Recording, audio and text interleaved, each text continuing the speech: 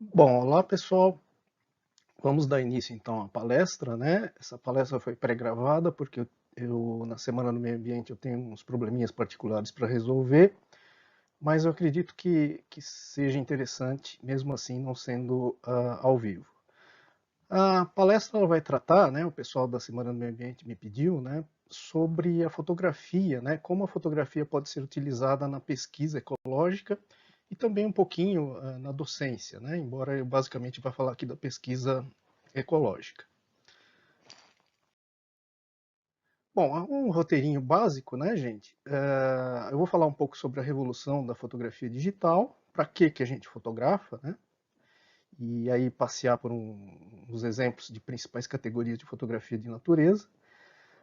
A gente também vai falar, boa parte da palestra vai ser sobre isso, né? A ecologia, história natural de organismos em vida livre, né? Como que a gente pode trabalhar com isso por meio da fotografia digital, né? Confrontando isso com o quê? Com o método tradicional de observação visual e anotação em caderneta ou em gravadores do que você está vendo, tá?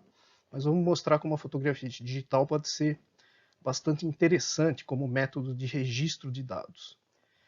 E nesse contexto a gente vai apresentar uma série de exemplos, né? A gente tomaria aqui umas 2 horas com exemplo, né? Mas não é o caso, né? A gente vai procurar fazer uma palestra mais enxuta. Quem se interessar depois pode eventualmente entrar em contato comigo. Bom, revolução na fotografia, né? O meio digital. Até o fim do século passado, a fotografia analógica ela reinava. No início do nosso século atual, né, começaram a aparecer as primeiras câmeras para venda comercial. Nos anos 90 já até existia, mas eram muito restrito e não para venda comercial. Né? No início do século XX e XXI, nosso século, né, começaram a aparecer, mas elas eram terrivelmente caras e ridiculamente com sensores de poucos pixels, né? Câmeras de 1 megapixel, por exemplo, era o topo de linha naquela época, né? Então realmente não era muito interessante, até mesmo porque o custo também era muito elevado. Já na metade dos anos 2000, lá por 2005, 2006, começaram a aparecer modelos mais viáveis, né, de 4, 8 megapixels, e a partir de 2007, 2008, os preços começaram a diminuir e modelos com 10, 12 megapixels já igualavam ou até ultrapassavam a resolução dos filmes analógicos. Então aí realmente a fotografia digital começou a derrubar, né, os céticos, né, que até esse momento de repente não tinham adotado, começaram a pensar mais seriamente nela. E a partir de 2012, né, até os dias atuais, basicamente ela se popularizou, né, e hoje em dia você tem facilmente modelos aí com 20, 24 megapixels, que é mais do que suficiente, tem mais resolução do que a fotografia analógica, né, os negativos que você pode escanear com os melhores scanners do mundo, com resolução, uma câmera digital de 24 megapixels, por exemplo, que hoje é lugar comum, né? Tem inclusive modelos até com mais megapixels, né? Você consegue resultados muito melhores do que a fotografia analógica. E aí vem a questão, né? Para que fotografar? Bom, primeiramente, né, o próprio prazer é um hobby, né, para muitas pessoas. Eu mesmo, né, no meu tempo de graduação, faz tempo já, eu já gostava de fotografar, né? E algumas pessoas enveredam até mesmo fazendo fotos artísticas, né, de natureza. A gente vai ver alguns exemplos bonitos aí para frente. Temos também a questão dos registros com valor documental, né? Incluindo aí reportagem, né, denúncia ecológica ou reportagem biológica. Registros qualitativos e ou quantitativos para estudos científicos aí propriamente. Boa parte do que eu vou mostrar hoje vai ser nesse sentido. Por exemplo, né, o registro de um evento de predação. Aí você tem as duas espécies envolvidas. Isso é um documento, né? Não é só uma anotação em caderneta. Okay? Você tem o registro documentado. Ilustrar aulas, palestras e por aí vai, né? Na docência, né? Basicamente é sempre interessante você ter, se você tem o material, né? Dos exemplos que você quer mostrar, é sempre mais interessante do que ficar lançando mão aí de muitos exemplos que você vai pegar de outras pessoas, né? E tem que procurar os créditos, aquela coisa toda. Por exemplo, né, revistas, né, você pode não só ilustrar algum artigo na revista, mas pode até conseguir, com um pouco de sorte, uma capa da revista, né, como uma ilustração sua. Produzir exposições fotográficas, né, por exemplo, aí no tempo não na pandemia, né, agora no tempo da pandemia a gente faz isso mais de uma maneira virtual, né, que também fica bastante interessante.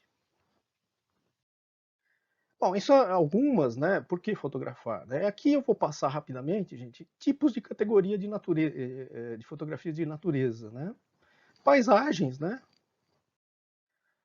Dentro de paisagens, série temporal é bastante interessante, né? Você, ao longo do tempo, notar, olha, da seca extrema até o fim da chuva, né? O que acontece nessa região aqui, né? De um campo seco, absolutamente seco, é uma lagoinha temporária. Retrato, né? Não é só a face, né, do animal, mas também pode ser o animal inteiro, como esses dois casos aqui, por que não flores, né? Um retrato de uma flor. Fotos de ação, né? As câmeras modernas elas conseguem velocidades de disparo muito rápidas, né? Então você consegue fazer um congelamento de uma ação como essa e eventualmente também, né, interações, né? Macrofotografia, um detalhe, né? Um mundo minúsculo aí que você consegue pegar, né? E mesmo o animal maior, né? Você conseguir pegar um detalhe desse animal aqui na flor. Fotografia subaquática é uma categoria toda especial, né? Bastante interessante. E uma categoria mais modernamente, embora isso já no tempo analógico já era possível ser feito, mas mais modernamente você vê até concursos de fotografia, categoria específica, como a storyboard, né? Que é o quê? Basicamente contar uma história por meio de fotografia, que é um potencial polinizador dessa planta, né? Então aí você tem toda uma montagem, né, mostrando o papel dele na polinização. Aqui, né, isso remete à docência, por exemplo, eu uso muito essa montagem aqui para aulas que eu dou aqui no IB, né, mostrando o papel do lobo-guará, a sua relação com a lobeira, né, dispersor das sementes da lobeira. Foto artística de natureza, uma subcategoria bastante legal, bastante interessante. Vocês veem a composição da imagem, né? Como é feita aqui, alguns efeitos de fundo, né? Que o artista, aí no caso o fotógrafo artista, e aqui, olha, uma corte entre as garças aqui. Então a composição que eles fazem na imagem fica muito interessante. Não são imagens bonitas, mas são importantes, né? Fotos de reportagem ou denúncia ecológica, como esses casos aqui, né? Isso daqui, infelizmente, acontece e precisa ser mostrado, né? Embora não seja bonito, o problema muito sério de atropelamento de fauna, né, nas estradas brasileiras e no mundo, via de regra.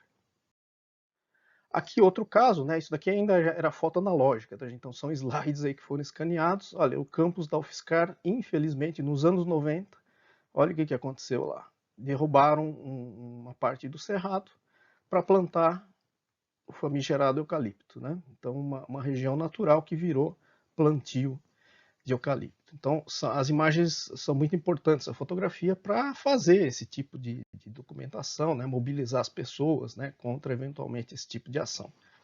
Então não é de hoje que o meio ambiente no Brasil é maltratado, né? E, obviamente, vocês veem que a questão da conservação, né, linkando com o último exemplo, né, existem livros e livros que são publicados, né, tratando especificamente de conservação, né, utilizando imagens, tá? Então aqui são só dois exemplos.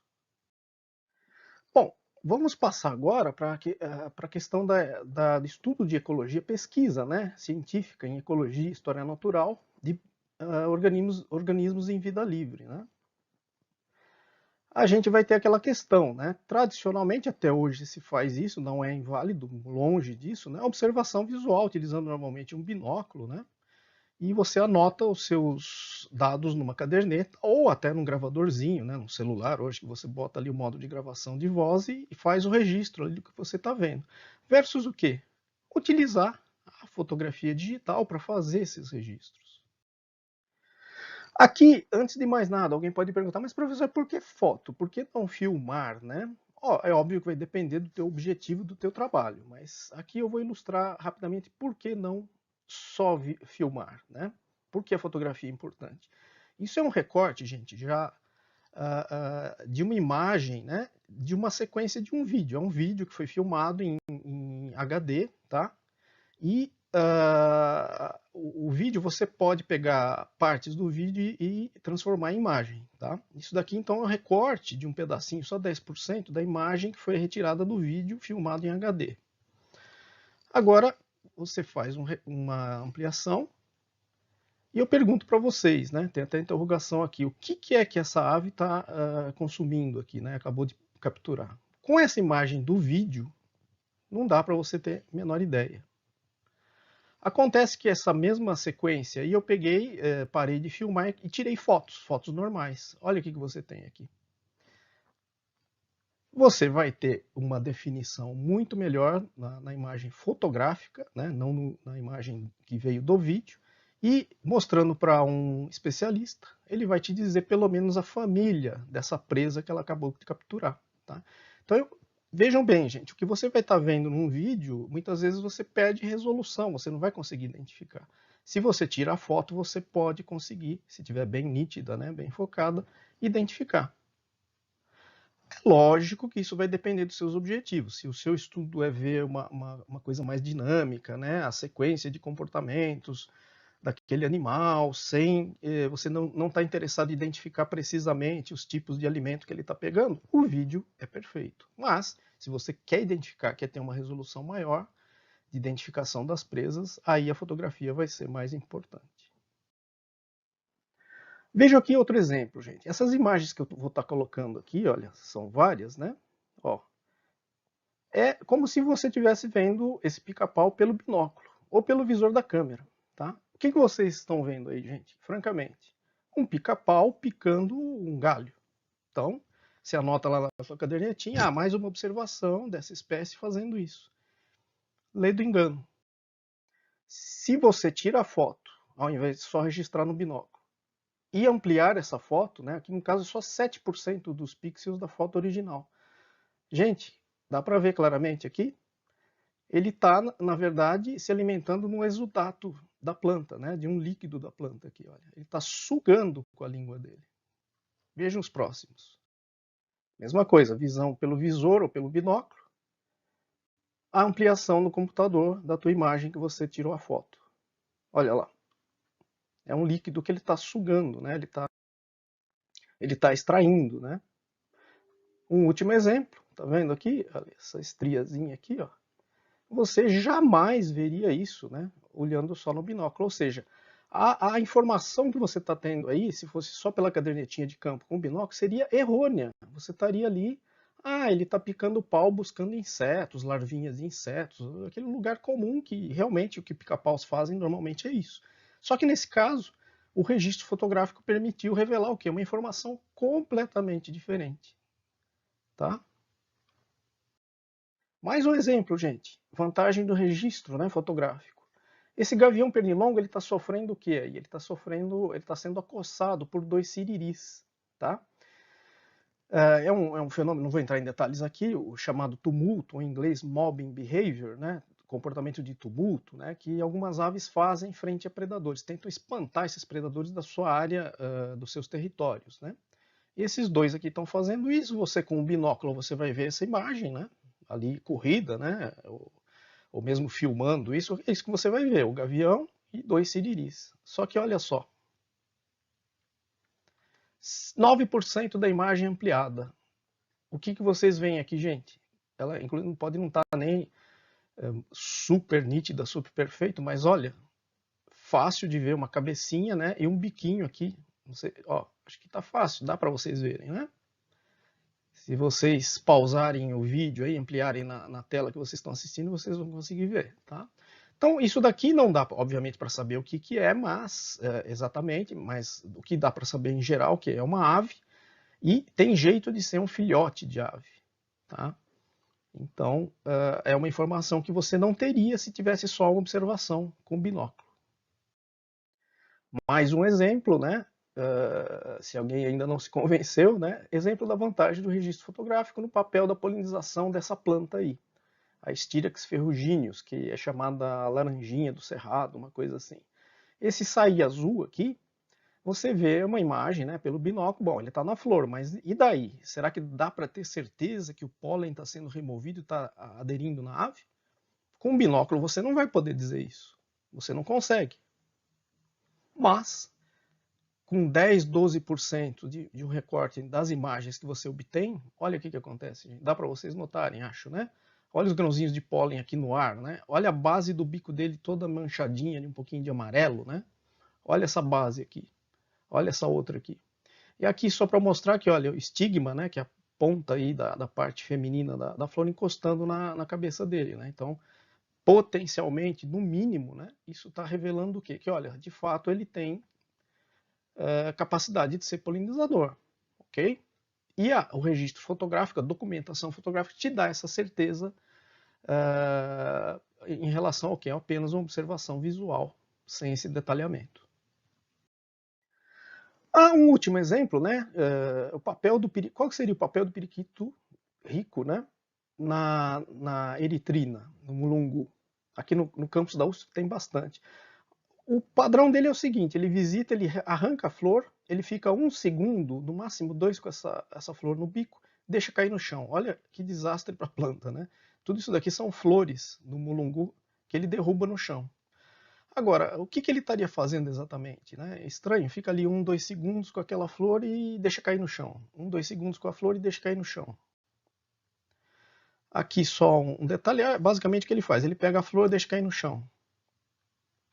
Sem o binóculo, a gente não consegue ver isso. Com a fotografia, a gente consegue classificá-lo como o quê? Tecnicamente, é esse termo mesmo que se usa, tá, gente? É um ladrão de néctar.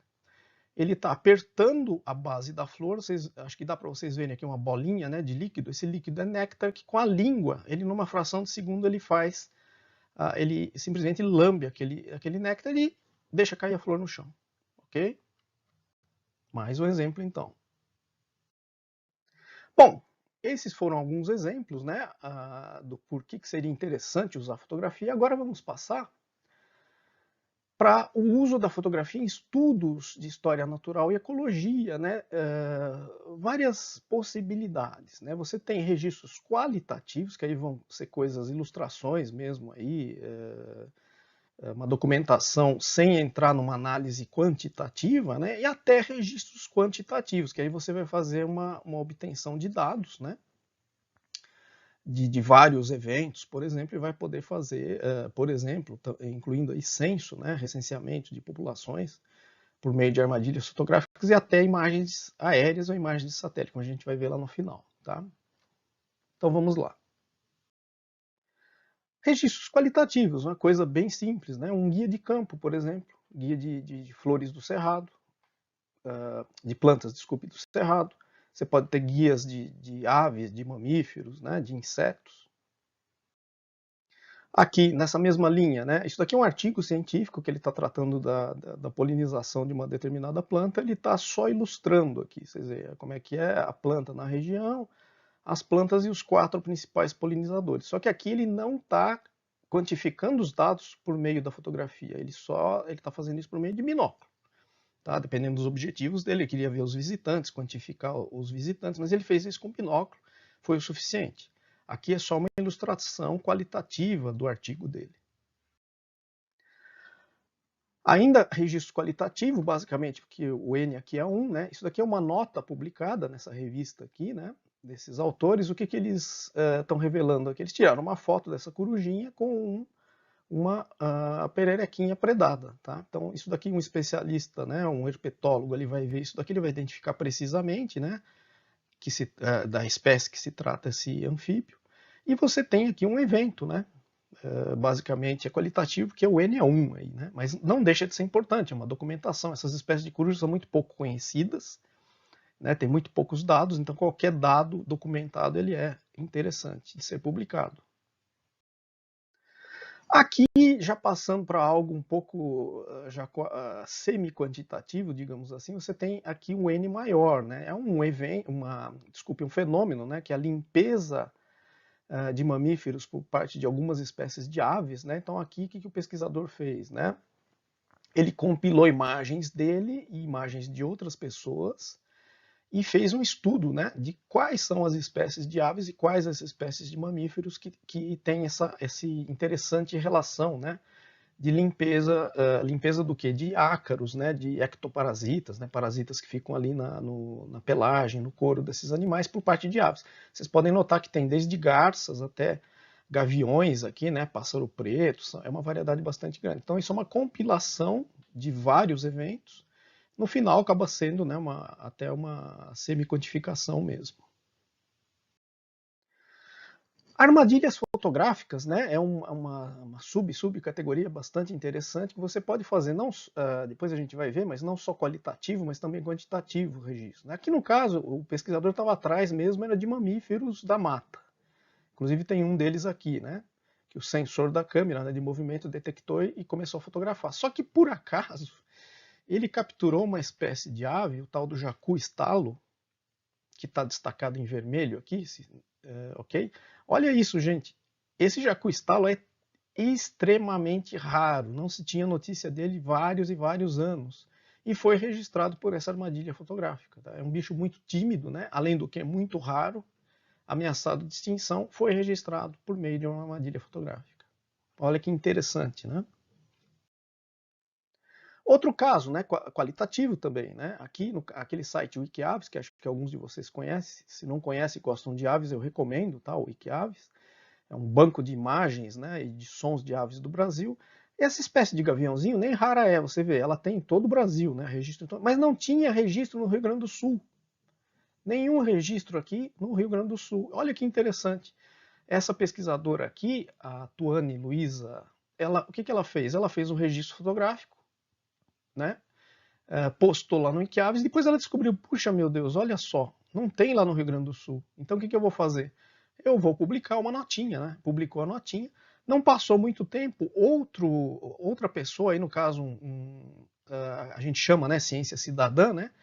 No caso, a Tuane, ela até é bióloga pesquisadora, mas o Cláudio Tim aqui, ele, até onde eu sei, ele não é, ele é um cientista cidadão, né, como se diz, né? É uma pessoa comum ali que gosta de tirar fotos. Ele também tirou um registro lá, quer dizer, corroborando que no Rio Grande do Sul essa espécie agora passou a existir. Nos livros textos, né?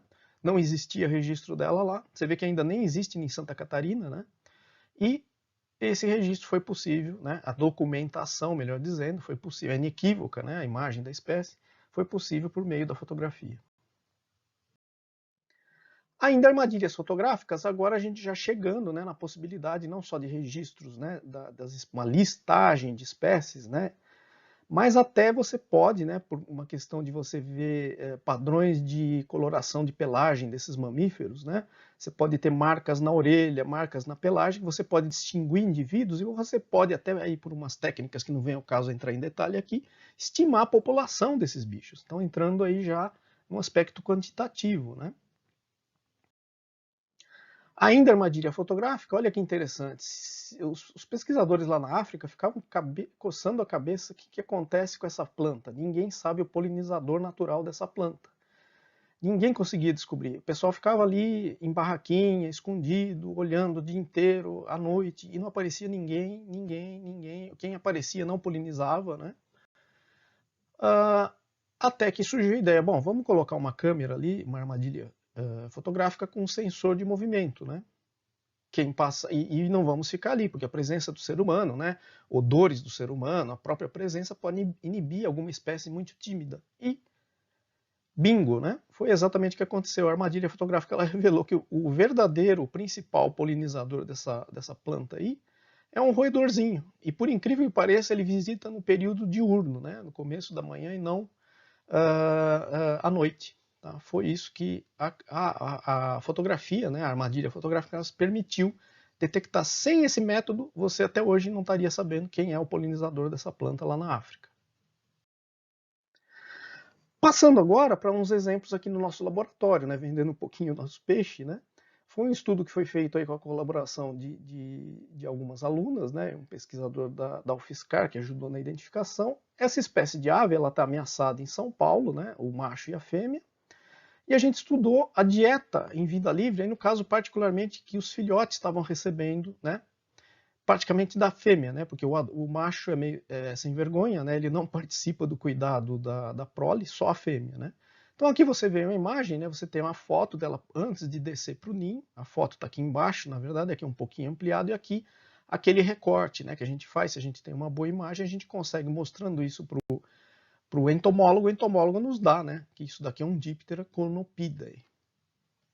E assim sucessivamente, tá? Não vou demorar muito aqui, gente, que a gente tem um tempo curto para a nossa palestra. Aqui no caso o exemplo de um Lepidoptera, né? Mais dois exemplos aqui, né? A imagem original, a foto original, um pouco ampliado aqui, só um recorte do que interessa ali para o entomólogo nos falar que se trata de um sarcofagide. Esse 0,75 quer dizer o tamanho dela em relação ao bico, tá? Então é 0,75, é 3/4 do tamanho do bico, é o tamanho dessa presa. Tá? É uma informação adicional que a gente consegue, né, fazendo a fotografia e não só nos baseando em binóculo. Se a gente estava no binóculo, a gente não ia conseguir essa resolução, essa informação, né, a mais. Vejam aqui uma outra exemplo, né, uma libélula, né, libelulite, bastante grande para o tamanho da ave, e também uma barata. Né? Isso daí já é finalzinho da tarde, comecinho da noite, ele começava a pegar, essa fêmea começava a pegar umas baratinhas para alimentar os filhotes. Sem demorar muito, né? Eu poderia ficar aqui 3 horas mostrando fotos desses registros, né? Aqui você tem no final, olha, de 1, 2, 3, 4, são 5 ninhos no total. Você tem uma tabelinha quantificando, né, a identificação do entomólogo, que nos ajudou, né? Quais são as presas, né? Você vê que, olha, que incrível que pareça, olha, libelulide, que são libélulas, é um item importante, tá? Outro item importante aqui são dípteros, tá? Você vê que tem vários dípteros, aqui no total dá 11,4 dípteros, né? Ou seja, moscas, ok? Então, essa informação você só tem por meio de um bom registro fotográfico. Se você ficasse só com binóculo, vários dos itens menores você não saberia do que se trata. Outro exemplo do laboratório, né? Aí no caso, ao invés de ser um ninho, um local fixo, que você fica ali parado, né? Escondido com um tripé, com uma câmera, com uma boa tele, agora aqui você vai atrás do bicho lá em vida livre no campo, né? Seguindo ele. Né? E aqui o que, que era? Era essa espécie de ave chamada bandoleta, Cypisnagra erundinacia, que a gente procurou ver o que, que ela estaria consumindo, né? Aqui uma primeira imagem mostra que ela está indo atrás do néctar nessas pequenas flores aqui, ela está introduzindo o bico ali no fundo dessa florzinha. Aqui você vê de longe, você vai ver uma coisa branquinha aqui. O que, que será que ela está branco no bico? Isso que você vê no binóculo. Você não vai poder dizer se é uma larva de inseto, o que, que é. Ora, você vai lá, pega um fruto dessa planta e você descobre que na verdade o que ela estava consumindo era o embrião dessa semente alada, que é o tipo de fruto dessa planta. Outro exemplo, ela estava picando o pau, falando, nossa, a bandoleta, um passarinho, né, bicando o pau, picando o pau. Aí a gente foi lá e viu que era, na verdade, um ninho de formigas. Aqui um fruto, né, que é um pouco maior, um pouco grande para ela, né, ela consome parte.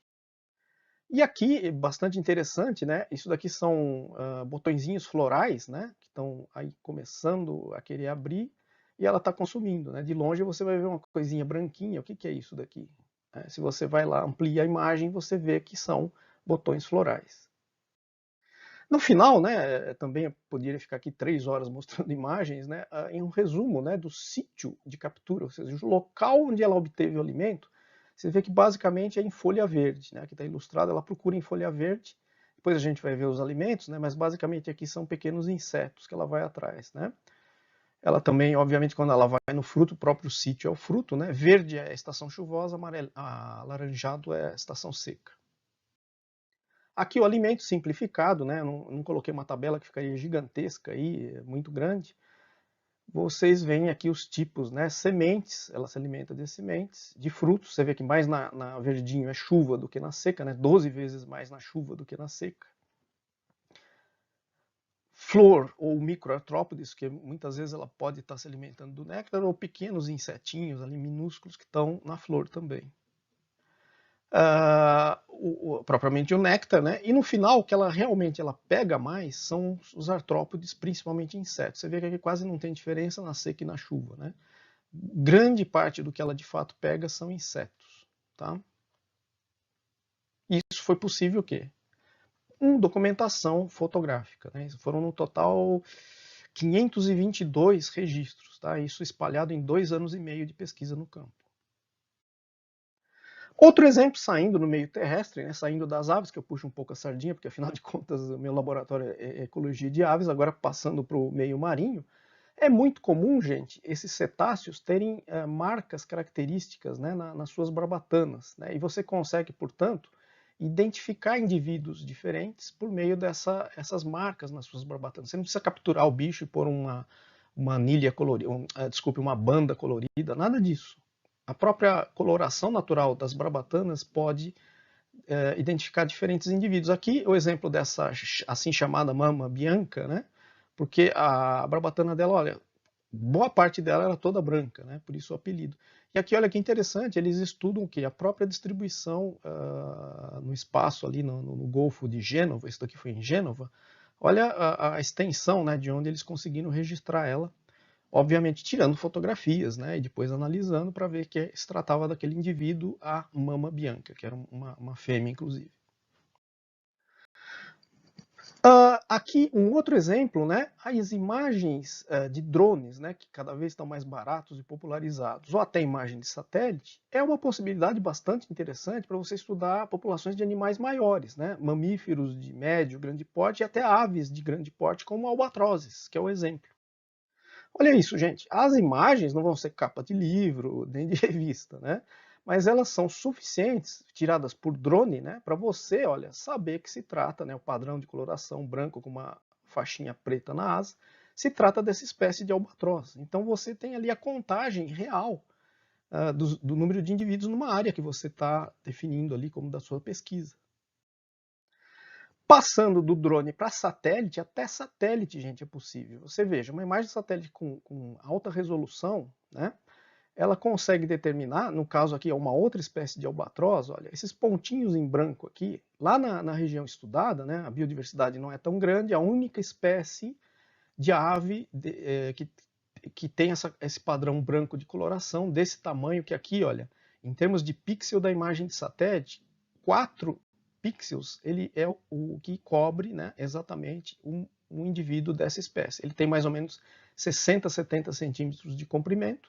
Você vê que 1 metro aqui engloba a linha reta 4 pixels, né? Então 2 pixels aqui, ó, no comprimento já dá essa espécie de albatroz. Como lá não tem ninguém, nenhum outro animal com padrão de coloração branco, você com uma imagem de satélite, uma boa imagem de satélite com boa resolução, né, você consegue fazer a contagem desses indivíduos. Então aqui, ao invés de ser drone, né, foi imagem de satélite propriamente. Tá? Então não deixa de ser fotografia, né, gente? É uma imagem de satélite, é uma foto.